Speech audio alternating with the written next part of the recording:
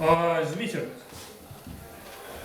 с днем народжения, с 57-й годовщини. Ну і день народження ж потрібно дарити подарунки. І от я якраз згадав там цих когорту письменників. Я подумал, что вот когда был письменником, то можно было подарить книжку. Але ж я не письменник, журналисту артикул уже не буду дарить. Вот. И еще письменников все-таки такая складанная как бы ситуация.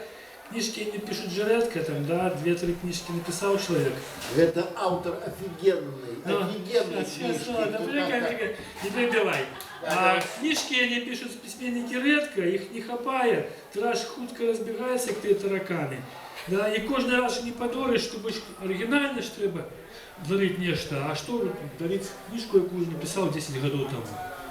А вось мастаки, яны хитрейшие. Не поспал мастак ночь, и готовый подарунок, причем оригинальный. Вось.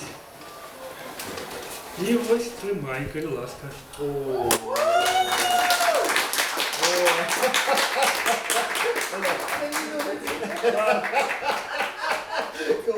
Покажи аудитории.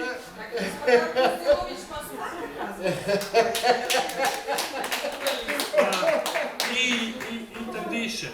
Ну ведь с малюнками, звичайно, с портретами думаешь, ну якое питання? Одразу починають, похож, не похож, да?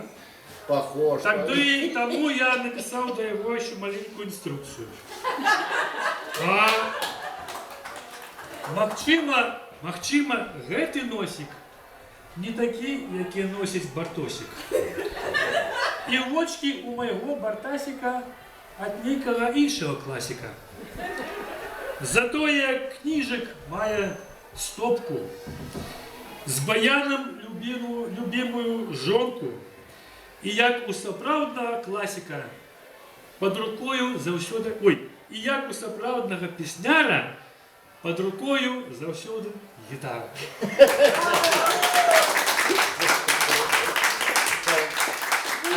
А я тут бачу, что 56. Класс.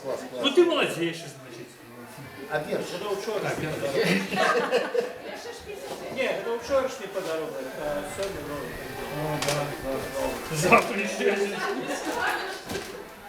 Не, я доверял Википедии.